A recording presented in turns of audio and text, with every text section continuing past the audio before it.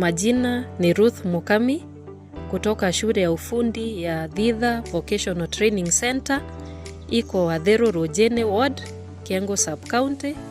Leo tuna furaha kwa sababu ya kutembelewa na waziri wetu ambaye ni Dr. Esther Lukonga.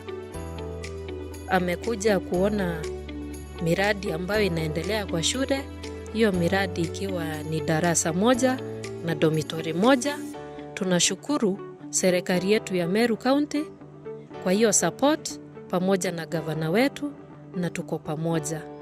Pia kuna courses ambazo tunafanya hapa za ufundi.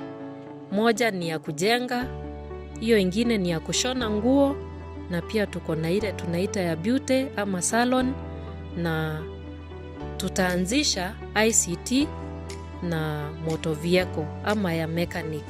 Wacha nichukue nafasi hii kuwashukuru the administration na instructors ambao wako hapa pamoja na wanafunzi. Nimesoma mambo mengi from them. Wamenifundisha hata kushona nguo.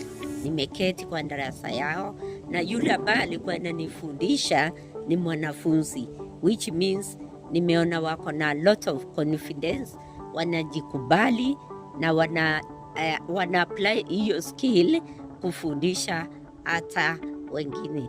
His Excellency the Governor amesaidia hii shule sana kwa muda mfupi ambaye amekuwa in the government.